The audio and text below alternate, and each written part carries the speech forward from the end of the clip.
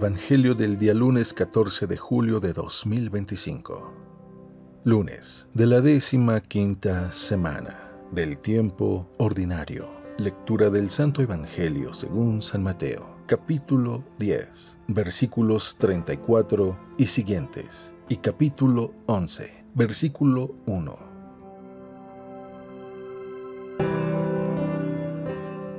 En aquel tiempo, Jesús dijo a sus apóstoles: No piensen que he venido a traer la paz a la tierra. No he venido a traer la paz, sino la guerra. He venido a enfrentar al hijo con su padre, a la hija con su madre, a la nuera con su suegra, y los enemigos de cada uno serán los de su propia familia. El que ama a su padre o a su madre más que a mí, no es digno de mí. El que ama a su hijo o a su hija más que a mí, no es digno de mí. Y el que no toma su cruz y me sigue, no es digno de mí. El que salve su vida la perderá, y el que la pierda por mí, la salvará. Quien los recibe a ustedes, me recibe a mí, y quien me recibe a mí, recibe al que me ha enviado. El que recibe a un profeta por ser profeta, recibirá recompensa de profeta. El que recibe a un justo por ser justo, recibirá recompensa de justo. Quien diere, aunque no sea más que un vaso de agua fría a uno de estos pequeños, por ser discípulo mío, yo les aseguro que no perderá su recompensa. Cuando acabó de dar instrucciones a sus 12 discípulos, Jesús partió de ahí para enseñar y predicar en otras ciudades.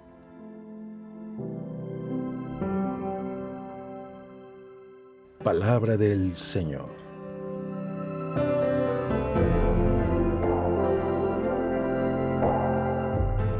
Ya hemos hablado del Evangelio según San Mateo, en donde Jesús da diferentes indicaciones a sus apóstoles. Las indicaciones que da en este Evangelio del día de hoy Jesucristo refieren precisamente a la lucha que significará creer en el Evangelio y seguir el Evangelio. Y habla de algo que en el principio fue muy candente y que los primeros cristianos vivieron de persecución en sus familias y en sus ciudades. Pero esto vuelve a repetirse ahora. Dice, no piensen que he venido a traer la paz a la tierra, no he venido a traer la paz, sino la guerra. Y se refiere no a la paz que Él nos da cuando aceptamos su voluntad, sino a una comodidad en la que vivimos cuando nos comportamos como el mundo se comporta. Cuando entramos a comportarnos de una manera recta y honesta es cuando el mundo se vuelca sobre el que siga a Jesucristo y se inicia la persecución. Y entonces dice, se enfrenta el hijo con su padre, la hija con su madre, la nuera con la suegra con con la nuera, y los enemigos de cada uno estarán en su propia familia. Eso es verdad. Y eso es verdad en lo macro y en lo micro, es decir, en lo pequeño, en las pequeñas cosas en donde hay la burla, la desacreditación, tanto dentro de la familia como en los lugares de trabajo e incluso en la escuela para los niños y los jóvenes. Pero eso no es todo. Yo creo que el fruto de creer en el Evangelio lleva a una contienda y a una lucha muy grande entre el bien y el mal. Pero Jesús va más al fondo. Primero nos hace ver que vamos a tener una gran contienda y que nuestros enemigos, que es lo más doloroso, serán los más cercanos, no los más lejanos, porque los lejanos no nos duele, está lejano, pero el cercano te duele mucho, que te deje, que te critique, que no te hable, que te excluya de sus amigos. Eso duele mucho. Y yo lo he vivido personalmente y es muy doloroso. Y solamente esto cambia cuando ven la perseverancia y ven los frutos, pero se tarda tiempo y la mayoría de las veces la persona que tiene ese cambio tan brutal se queda sola respecto de aquellos que tanto ama. Entonces eso es muy doloroso, pero después va a más profundidad hablando de lo que debe ser el apóstol y cuando Jesús habla de que el que ama más a su padre y a su madre o a su hijo o a su hija más que a mí no es digno de mí y el que no toma su cruz y me sigue pues no es digno de mí. Yo creo que el Señor quiere que pongamos precisamente nuestro amor y nuestra atención en Él como primer mandamiento. Amar a Dios sobre todas las cosas y a tu prójimo como a ti mismo. Y el amar a Dios con todo nuestro corazón, con toda nuestra alma, con toda nuestra mente y con todas nuestras fuerzas, no implica que excluyamos de nuestro amor a nuestros seres queridos, sino que los pongamos en su lugar. No podemos amar más a las criaturas que a Dios. Dios es el creador y Dios es el que reclama su lugar y nos pide que lo amemos primero a Él. Y por eso refiere de manera muy clara. ¿Qué pasa cuando nosotros amamos más a las criaturas? Cuando viene el momento de la definición, el momento de la elección, pues nos decidimos o nos decantamos por las criaturas, por el esposo, por la esposa, por los hijos, pero no por Dios. Y nos callamos y toleramos y no decimos la verdad e incluso vivimos una vida contraria a nuestro propio sentir personal, acomodándonos finalmente y acabando pensando como vivimos.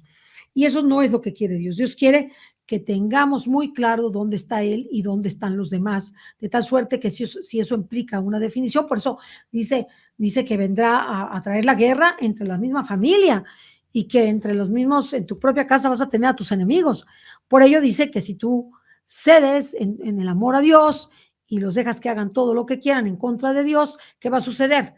Que entonces no eres digno de ser su discípulo o su apóstol.